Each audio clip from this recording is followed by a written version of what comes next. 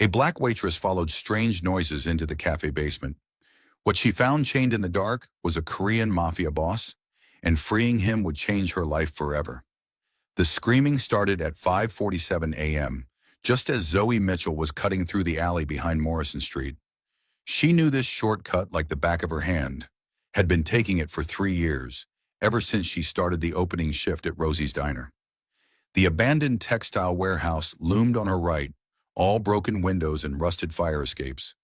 A skeleton of LA's industrial past that everyone had learned to ignore. But you couldn't ignore screaming. Even muffled, even distant, the sound cut through the early morning silence like a blade. Zoe stopped mid-step, her worn sneakers squeaking against wet pavement. She pulled out one earbud, Drake's voice dying as she strained to hear. Nothing. Just the distant rumble of traffic on the 10 freeway. Maybe she'd imagined it. Maybe her mind was playing tricks after a double shift yesterday and only 4 hours of sleep. She started walking again, faster now. She couldn't afford to be late. Rosie had already written her up twice this month, once for talking back to a handsy customer, once for giving free coffee to a homeless regular. One more strike and she'd be job hunting again, and rent was due in 5 days. The thought made her stomach clench. 1 hour, $847 in her bank account. Rent was $1,400. That left $447 for food, gas, her phone bill, and the student loan payment she'd already deferred twice. The scream came again. Closer this time, or maybe just clearer. A man's voice, raw with agony, cutting off abruptly like someone had stuffed something in his mouth. Every instinct Zoe had developed growing up in South Central told her to keep walking. Don't get involved. Don't be a witness. Don't make yourself a target. She'd learned that lesson at 12 when she'd seen a shooting and spent the next month terrified that the shooters would come for her too. But her feet stopped moving. Her hand was already pulling out her phone, thumb hovering over 911. And then she heard something else, a different voice, speaking rapid Korean, angry, demanding, followed by the wet, meaty sound of fist hitting flesh. Another scream, weaker this time, broken. "Lord help me," Zoe whispered to the empty alley, squeezing her eyes shut. "This is not my problem. This is absolutely not my problem." She looked at her phone. 5:51 a.m. If she called the cops, they'd want a statement. She'd be late for work, might lose her job. And for what? Some guy getting jumped in an abandoned building? Probably gang-related. Probably drugs. Definitely not her problem. She should walk away. Should go to work, serve coffee and eggs, collect her tips, and forget this ever happened. That's what any smart person would do. But Zoe had never been as smart as she was stubborn. Her mama used to say she'd inherited her daddy's hero complex along with his cheekbones. The man had died pulling someone from a burning car when Zoe was 6. She barely remembered him, but she remembered that. Her father had been the kind of person who ran toward danger instead of away from it. "This is insane," she muttered, pocketing her phone. Absolutely insane. But she was already moving toward the warehouse's side entrance, the one with the chain link fence that had been cut open years ago. The gap was just wide enough for her to squeeze through, and she found herself in a concrete courtyard littered with broken glass and dead weeds pushing through cracks in the pavement. The building was massive up close, 4 stories of industrial decay. Most of the windows on the ground floor had been boarded up, but some of the boards had rotted or been torn away, leaving dark gaps like missing teeth. Zoe approached the nearest opening, heart hammering so hard she could feel it in her throat. She pulled out her phone again, turned on the flashlight, and peered inside. Empty. Just a vast space filled with debris, collapsed ceiling tiles, ancient machinery parts, graffiti covering every surface. The screaming had stopped. Maybe they'd left. Maybe whoever was being hurt was already dead. The thought made Zoe's stomach turn, but she forced herself to climb through the window anyway, landing with a soft thud on concrete that crunched with broken glass. The smell hit her immediately, rust and mildew and something organic and rotten that made her want to gag. She breathed through her mouth, moving deeper into the building. The phone's flashlight cut a thin beam through the darkness, illuminating dust motes dancing in the air. Every shadow looked like a person. Every sound, her footsteps, the settling of the old building, distant traffic, seemed amplified in the silence. And then she heard it again. Not screaming this time, but voices. Multiple men speaking Korean. The tone casual now, almost conversational. Coming from below? Zoe swept her light across the floor until she found what she was looking for. A doorway half hidden behind a collapsed section of wall. Metal stairs leading down into darkness. Every cell in her body screamed at her to turn around. To climb back out that window. Go to work. Pretend this never happened. But she thought about her daddy, about the kind of person he'd been, about the kind of person she wanted to be. And she thought about whoever was down there, hurt and helpless, screaming for help that might never come. Zoe descended the stairs slowly, each step careful and deliberate. The metal groaned under her weight, and she froze, certain they'd heard her. But the voices continued, unbothered. As she got closer, she could make out individual words. Not that she understood Korean, but she could hear the rhythm, the cadence. 3 distinct voices, maybe 4. And underneath it all, a different sound. Breathing, labored, wet, painful. The basement opened up before her, a wide space with concrete pillars and a low ceiling. Old industrial pipes ran overhead. The air was damp, cold, thick with that rotting smell. Zoe killed her phone light and pressed herself against the wall, letting her eyes adjust to the dim illumination coming from somewhere deeper in the space.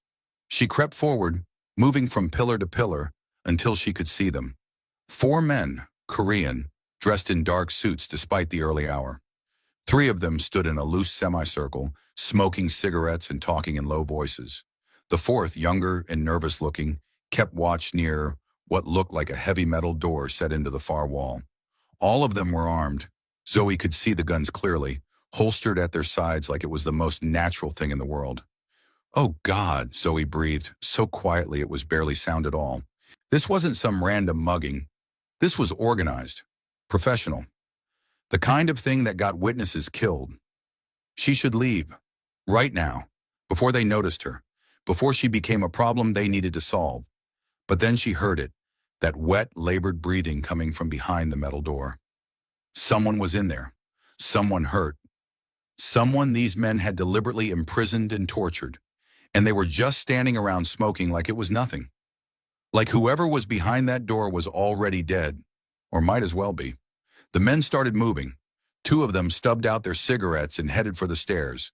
The same stairs Zoe had just come down. She barely had time to duck behind a pillar, pressing herself flat against the concrete before they passed within feet of her.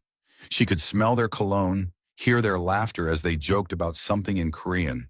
They climbed the stairs and were gone, leaving just 2 men behind, the nervous young one by the door, and an older man who'd stayed behind to finish his cigarette. Zoe's mind raced. 2 men, both armed, both probably trained. She had pepper spray in her purse. Lot of good that would do against guns. But maybe if she could create a distraction, get them both away from that door, she could get whoever was inside out before they came back. It was a terrible plan. A plan that would probably get her killed.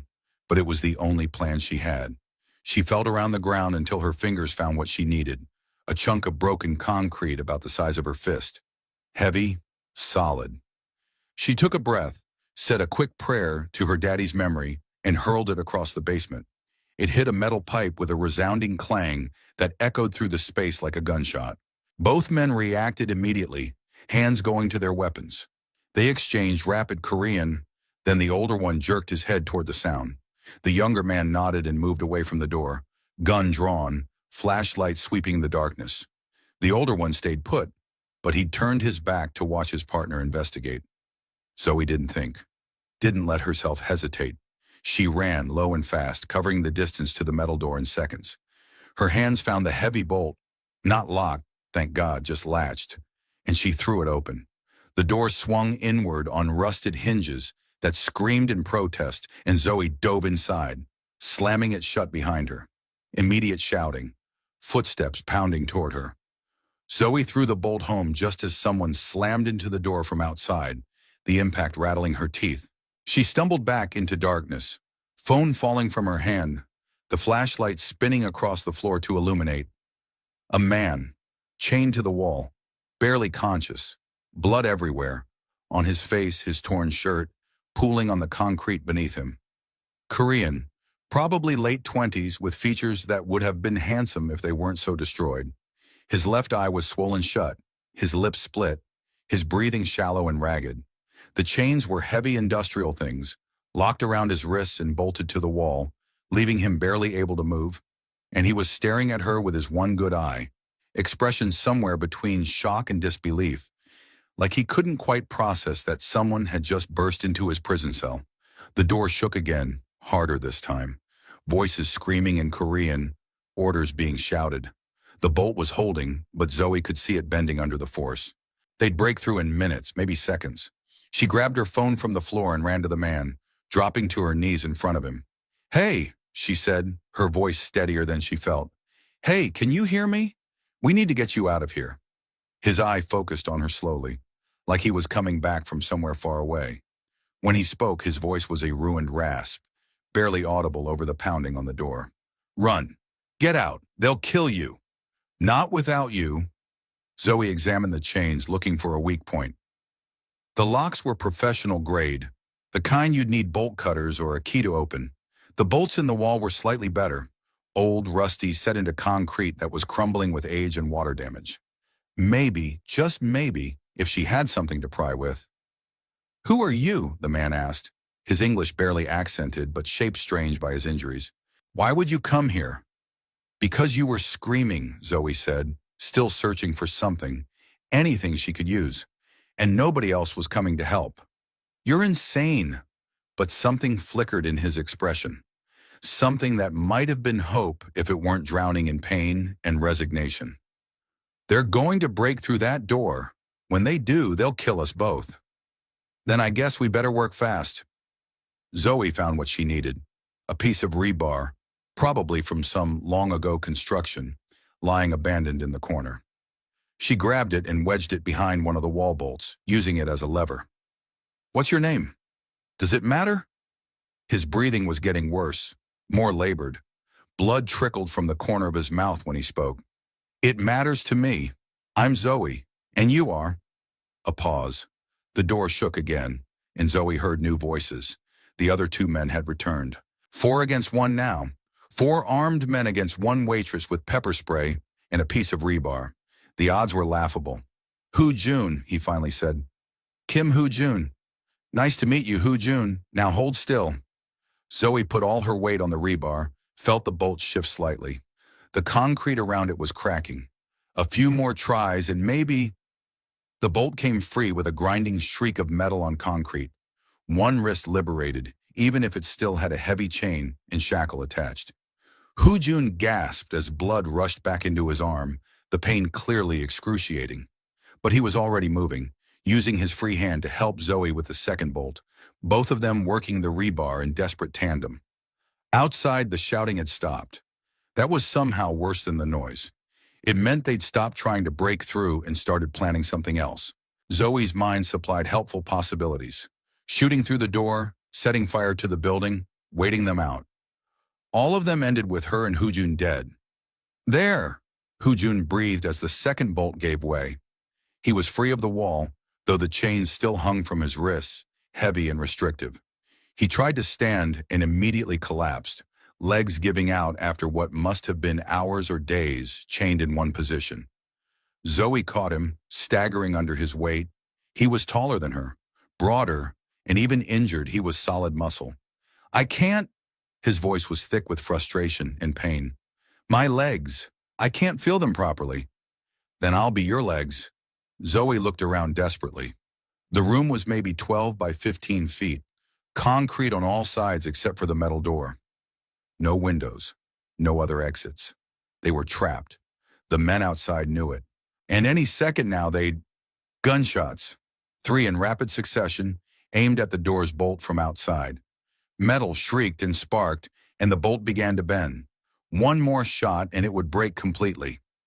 Zoe threw herself over Hu Jun instinctively, shielding him with her body as debris and ricochets filled the small space.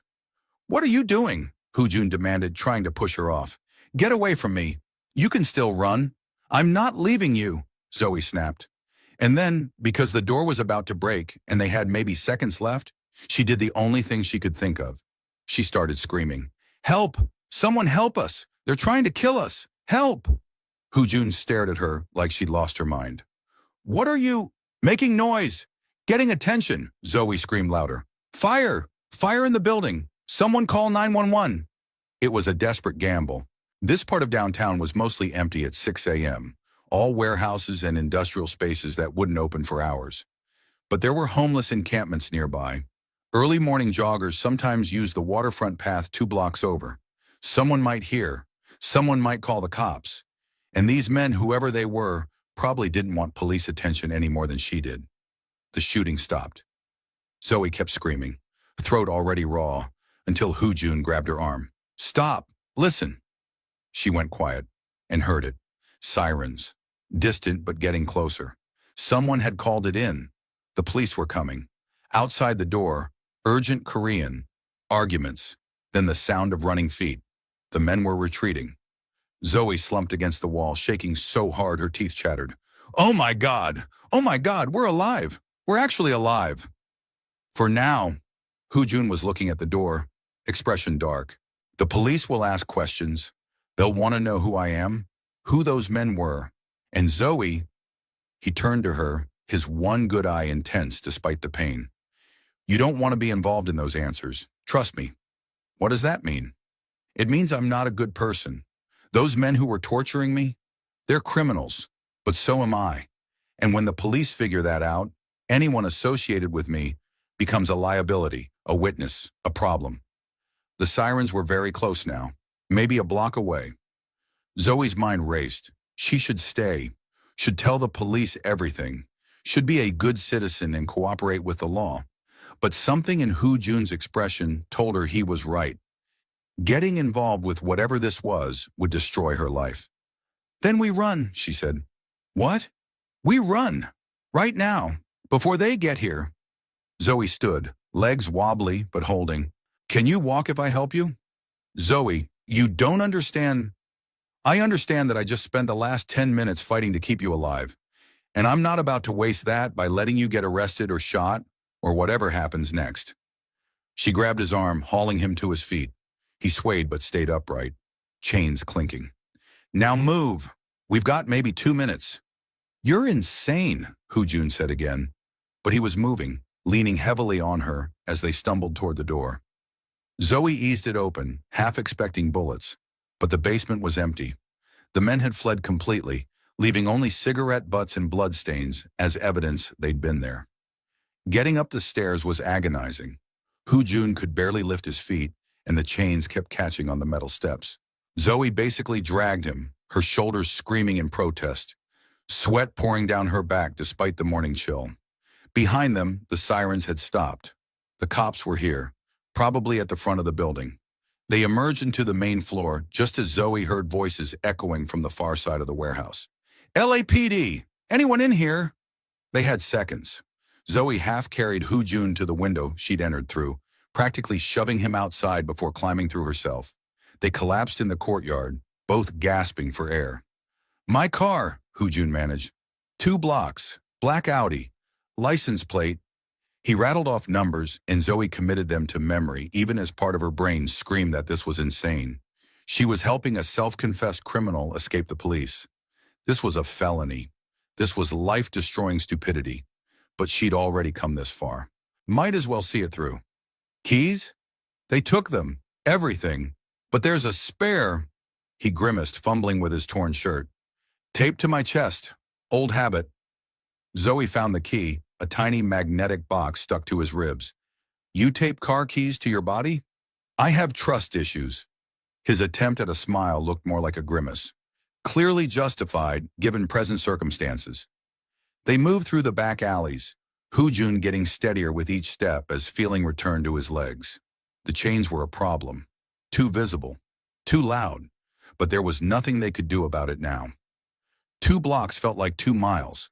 Every sound making Zoe jump, certain they'd be caught. But then they were there, and the black Audi beeped softly as Zoe unlocked it. She helped Jun into the passenger seat, then ran around to the driver's side.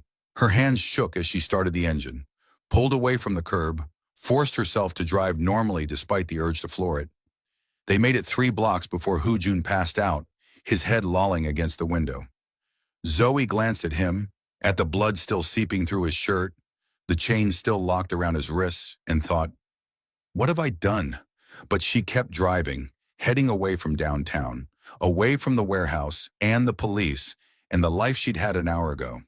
She'd crossed a line and there was no going back. All she could do was move forward and hope she'd made the right choice.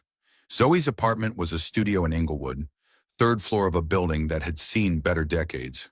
She'd parked in the back alley, helped Jun up the external staircase, and gotten him inside just as her neighbor Mrs. Chen opened her door to put out trash. The old woman had given them a long, hard look, Zoe supporting a bloodied man in chains, before simply nodding and going back inside. "She didn't even react," Zoe said, half laughing with hysteria as she helped Jun onto her secondhand couch. "Like people in chains show up here every day." "Smart woman." Jun's voice was fading, exhaustion and pain pulling him under. "Knows when something's not her business? Unlike me." Zoe locked the door, threw the deadbolt, then stood there staring at the crime lord bleeding on her IKEA furniture. Her phone buzzed. Rosie's Diner, undoubtedly wondering where the hell she was. Zoe ignored it. She'd lost her job. That much was certain. The only question was what else she'd lose before this was over. "First aid kit," she said, trying to think clearly. "I need to check your injuries, and we need to get those chains off." "Bolt cutters." "Hardware store." Jun's eye was closing, the adrenaline that had kept him going finally depleting. "And Zoe, when I wake up, I need to make some calls. People will be looking for me, some of them to help. Some—" He didn't finish, but he didn't need to. Zoe found her first aid kit, a modest thing she'd assembled after watching too many medical dramas, and started cleaning his wounds. The closer she looked, the worse it got. Broken ribs for sure, maybe internal bleeding, definitely a concussion. He needed a hospital, but that wasn't an option. Not for a criminal on the run. "Who were those men?" she asked as she worked. "The ones who had you." "Rivals." Jun's voice was barely a whisper. "The Choi organization. They've been trying to push into my territory for months. This was supposed to send a message. Torture me, get information about my operations, then kill me publicly." "Your organization?" Zoe paused, gauze in hand. "You run a gang." "I run the Kim family. We're not a gang." He opened his good eye, looking at her directly. "We're much worse than that. We're the Korean Mafia, and I'm the head of operations in Los Angeles." The words should have terrified her, should have sent her running to the cops no matter the consequences. Instead, Zoe just nodded and went back to bandaging. "Well, Mr. Mafia boss, you're human enough to bleed. So sit still and let me patch you up." Something shifted in his expression. Not quite a smile, but close. "You really are insane. So people keep telling me." She finished with the visible wounds and sat back, studying her handiwork. "This is just temporary. You need real medical attention. I have a doctor, one who doesn't ask questions." Jun was fading fast, words slurring. "But I can't call until I know it's safe. Until I know who betrayed me." "Betrayed you?" "The Choi's knew where I'd be, knew when I'd be alone. Someone in my organization sold me out." His jaw clenched, anger burning through the exhaustion. "When I find out who, they'll wish the Choi had gotten to them first." The casual violence in his tone should have scared her. Instead, Zoe found herself asking, "What happens now?" "Now?" Jun looked at her, really looked at her, seeing her maybe for the first time. Brown skin, natural hair pulled back in a ponytail, wearing yesterday's jeans and a t-shirt from a 5K she'd run in college. She was 26, tired, probably about to lose her job, with a criminal bleeding on her couch, and no idea how her life had spiraled so far out of control in just 2 hours. "Now you go to work," Jun said. "You pretend this never happened. You forget you ever met me. And when I'm strong enough, I'll leave and never bother you again. And if your enemies find you here first, then I'll handle it. With broken ribs and chains on your wrists?" Zoe shook her head. "Great plan. Really foolproof." "Zoe," his voice took on that commanding tone, the one that probably made his subordinates jump. "This isn't your world. You saved my life, and I'm grateful. But the longer you stay involved, the more danger you're in. These aren't people who show mercy. They'll kill you just for helping me. Then I guess we'd better make sure they don't find you. Zoe stood, grabbed her keys. I'm going to the hardware store for bolt cutters. Then I'm calling in sick to work. Might as well, since I'm probably already fired. And then we're going to figure out how to keep you alive long enough to heal. After that, you can disappear, and I can go back to my boring life. Why? The question stopped her at the door.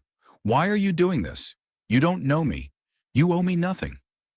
Zoe turned back to look at him, at this dangerous, broken man who'd been tortured and left to die in a basement, who ran a criminal empire and probably had blood on his hands, who she should hate or fear, or at the very least want nothing to do with. Because you were screaming, she said simply, and I couldn't walk away. That's it. That's the whole reason. Maybe it's stupid. Maybe I'll regret it. But I made my choice, and I'm seeing it through.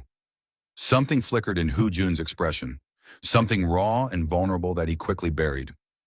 You're going to get yourself killed. Probably. Zoe smiled despite everything. But at least I'll die interesting instead of boring. Better than getting fired from a diner job. She left before he could argue, locking the door behind her. The hardware store was 10 minutes away, open early for contractors. Zoe bought bolt cutters, paying with cash and avoiding eye contact with the clerk. Then she sat in her car for a long moment, hands on the steering wheel, really processing what she'd done. She'd harbored a fugitive, helped a criminal escape police, destroyed evidence, obstructed justice. The list of felonies was growing by the hour. And for what? For a man she didn't know, who'd admitted to being a crime lord, who brought nothing but danger into her life. Her phone rang, Rosie's Diner. Zoe answered, already knowing how this would go. Where the hell are you? Rosie's voice was sharp, annoyed. Your shift started an hour ago. You know how many times I've covered for you, Zoe? How many chances I've given you? I know, I'm sorry, I had an emergency. Don't care, don't want to hear it. This is the third time this month. You're done. Come pick up your last check whenever. The line went dead. Zoe stared at her phone, feeling oddly numb. She'd just lost her job, lost her only source of income. In 5 days, she wouldn't be able to pay rent. She'd be evicted, homeless, destroyed. All because she'd heard screaming and couldn't walk away. All because of some stupid hero complex inherited from a father she barely remembered. All because she'd looked into a stranger's eyes and seen someone worth saving. Worth it, she told her reflection in the rearview mirror. Has to be worth it. When she got back to her apartment, Hu Jun was awake, sitting up despite the obvious pain it caused him. He'd managed to find her kitchen and was drinking water straight from the tap, his movements careful and deliberate.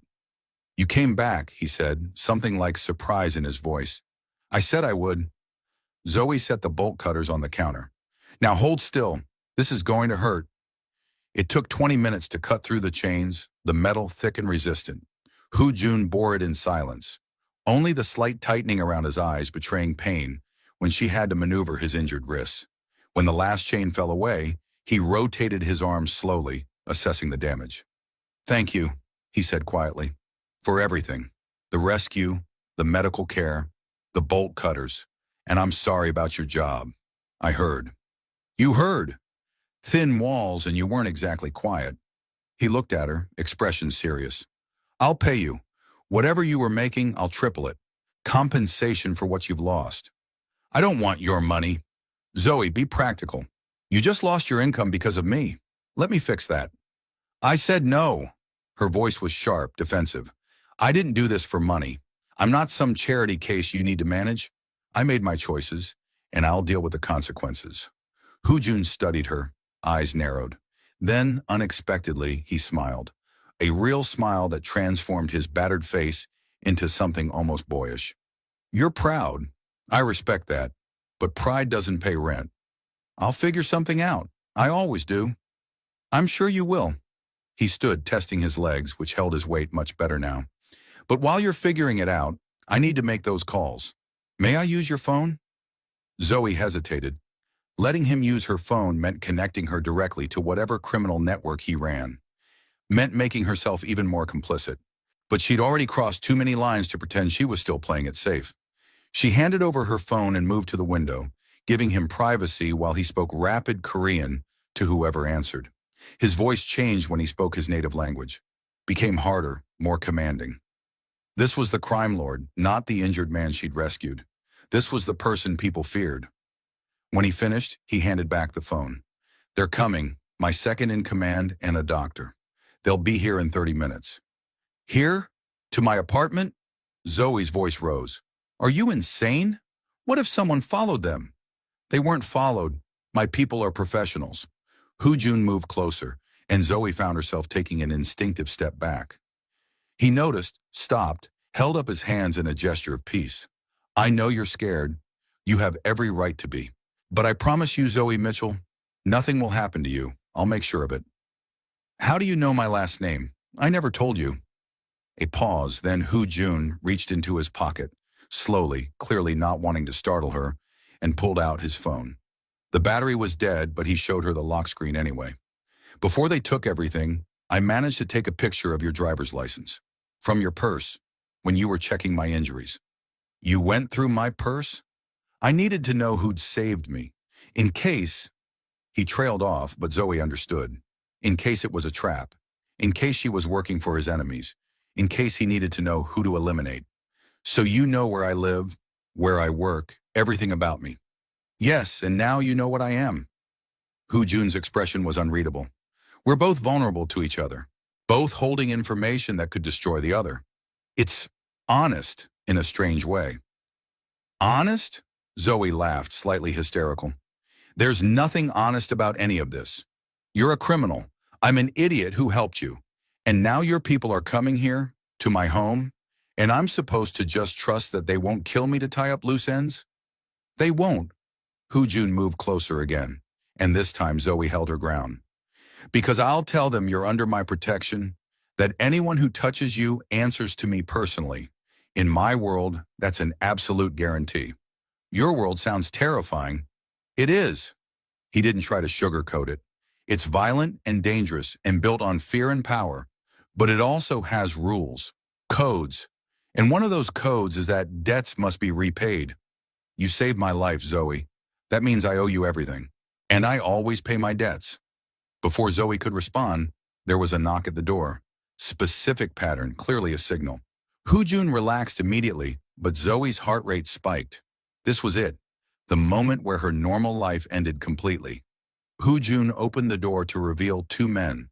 The first was older, maybe 40, with silver threading through his black hair and eyes that missed nothing. He took in the scene, Jun's injuries, the blood-stained couch, Zoe standing defensive by the window, and spoke rapid Korean. The second man was younger, carrying a medical bag, already moving toward Jun with professional efficiency. "Zoe," Jun said, switching to English. "This is Dae-jung, my second in command, and Dr. Park. They're here to help." Dae-jung turned to her, and Zoe felt the full weight of his assessment.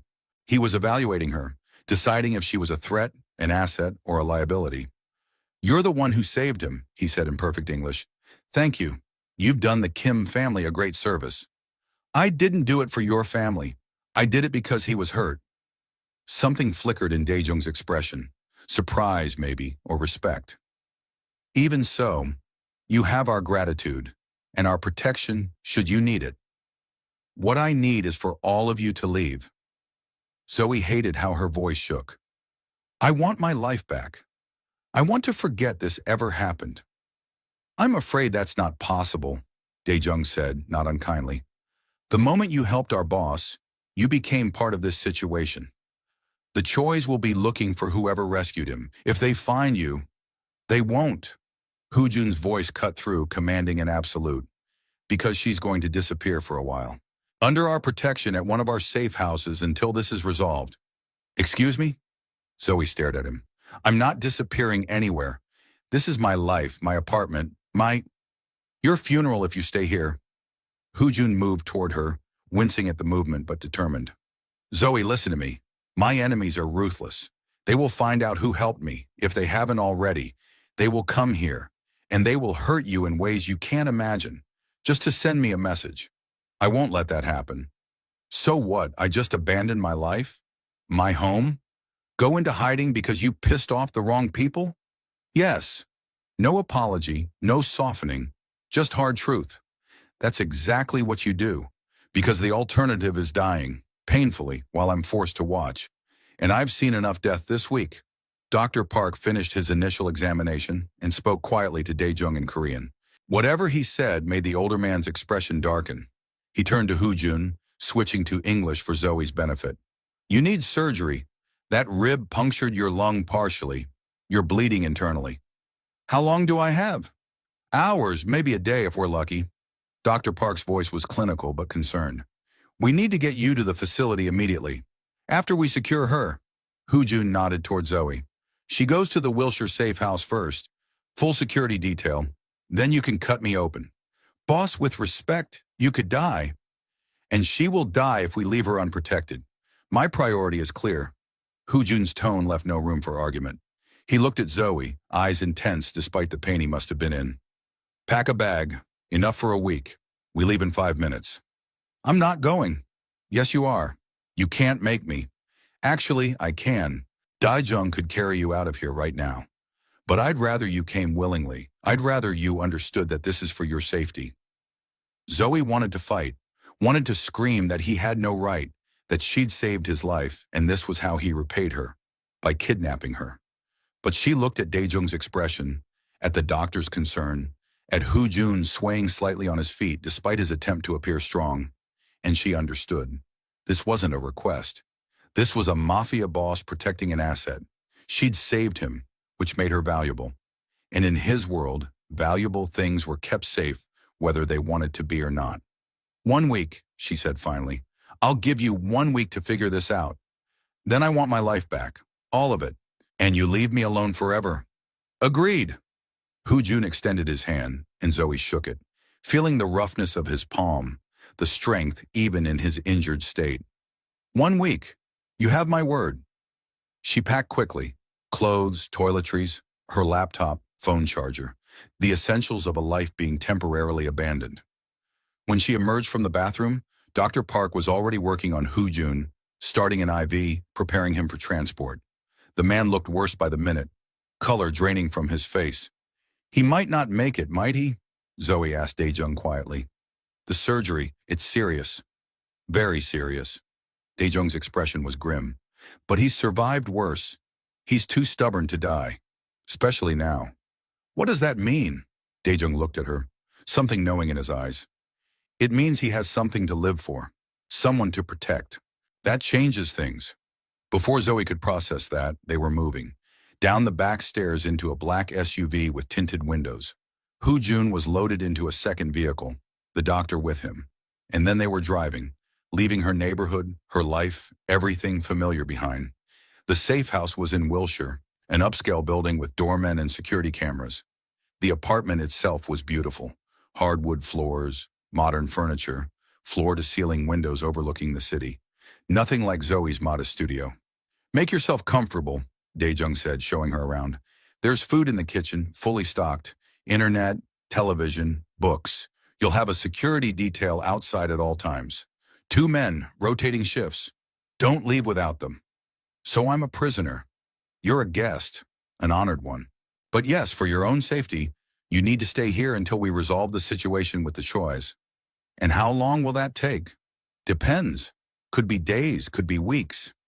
Dae-jung paused at the door. Miss Mitchell, I understand this is difficult, but the boss was right. You saved him, which makes you a target. We'll keep you safe.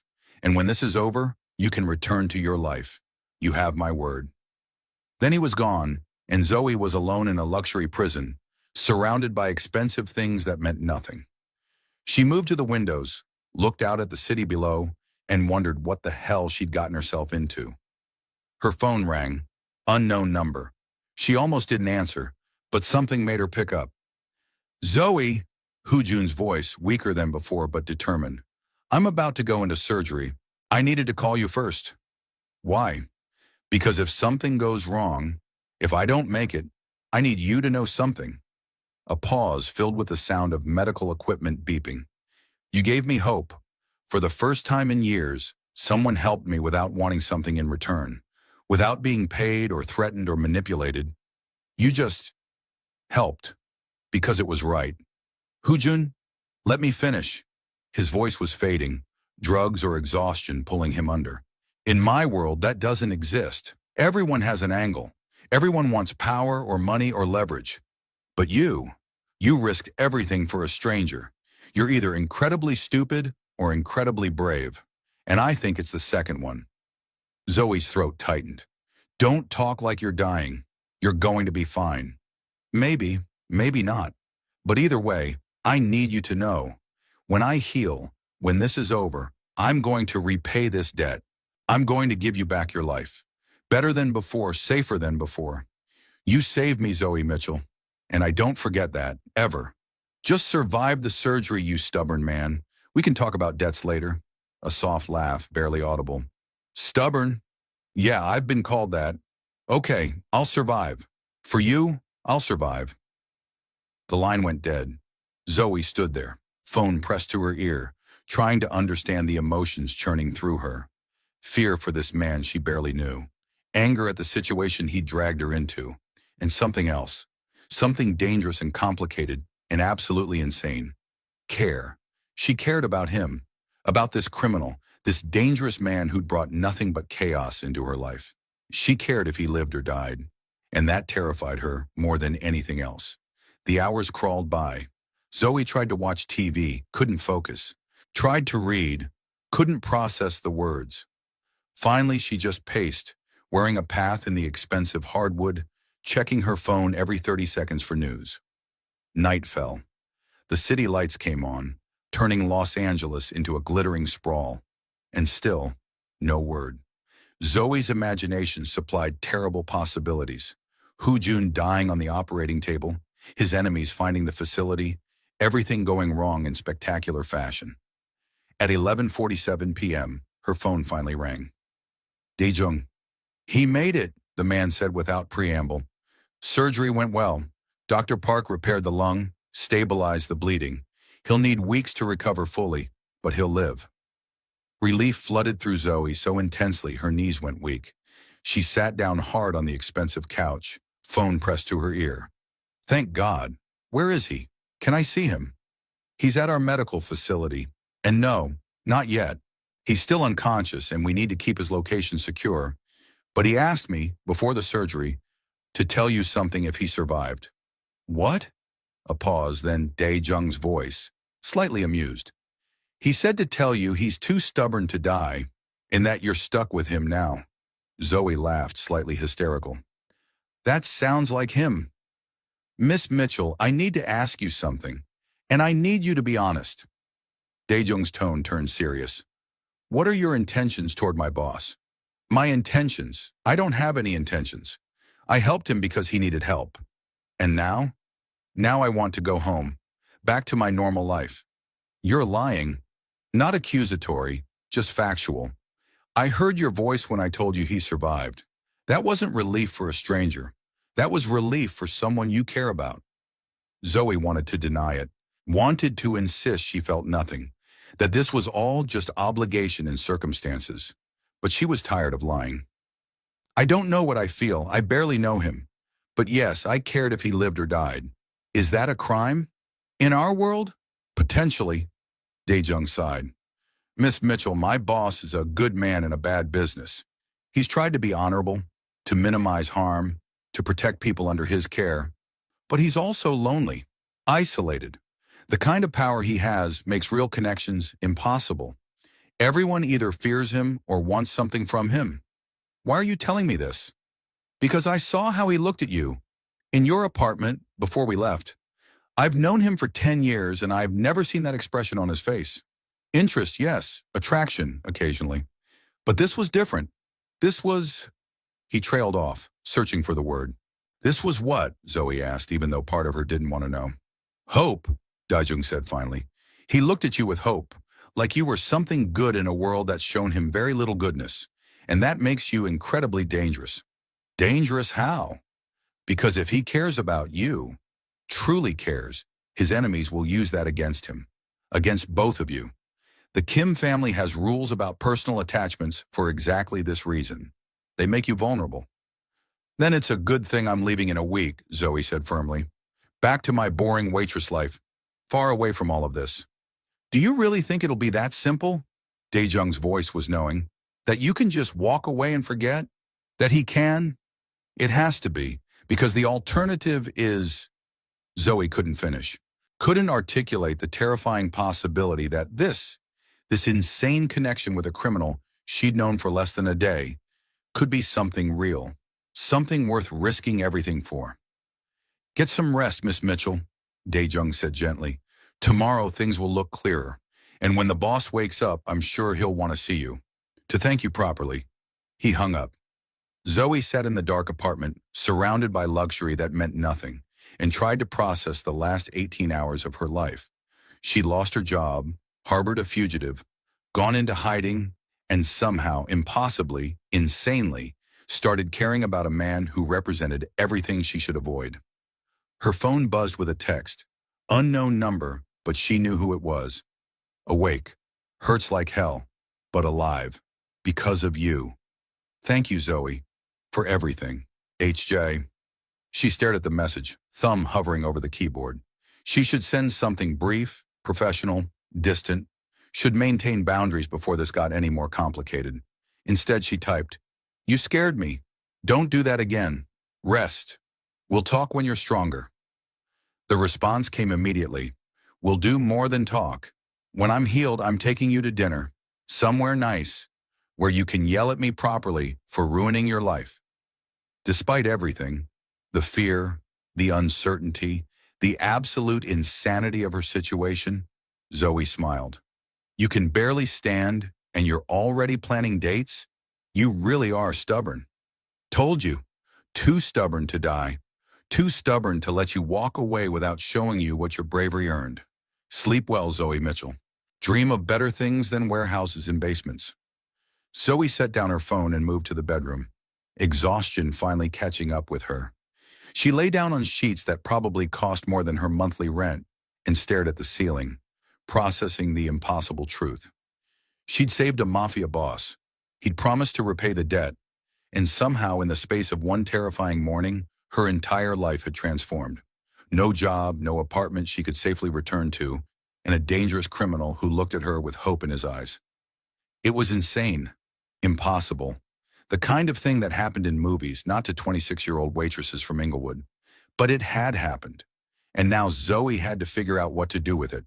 With him, with this connection that neither of them had asked for, but both of them felt. 1 week, she whispered to the darkness. I gave him 1 week. And then I walk away, back to normal, back to safe. But even as she said it, Zoe knew she was lying, because nothing about her life would ever be normal or safe again. She'd crossed into Hoo Jun's world, and that world had a gravity all its own, a pull that was already making it hard to imagine leaving. She closed her eyes and tried to sleep, knowing that when she woke up, everything would be different, that the man in the hospital bed across the city would recover and come to collect on that dinner promise. That Daejung was right. It wouldn't be simple, wouldn't be easy to just walk away. Because Zoe had heard Kim Hoo Jun screaming in that basement, and she'd run toward the sound instead of away from it. And that single choice, that moment of stupid bravery, had changed everything. For both of them. Tomorrow she'd start figuring out what came next. How to navigate this new reality where Mafia bosses owed her debts, and enemies lurked in shadows, and danger was a constant companion. How to protect herself while figuring out if what she felt for Hoo Jun was real or just adrenaline and circumstance. But tonight she just let herself feel the relief that he was alive, that her choice to help him had mattered, that somewhere across the city a dangerous man was healing because she'd been brave enough to care. And as Zoe drifted off to sleep in her luxury prison, she allowed herself one small, terrifying truth. She didn't regret it. Not the lost job, not the upended life, not the danger. Because for the first time in years, she felt truly alive, truly seen, truly connected to something bigger than her small, safe existence. Kim Hoo Jun had looked at her in that basement, chained and broken, and asked why she'd come. And she'd told him the truth, because he was screaming, and nobody else was coming to help. But there was more to it than that.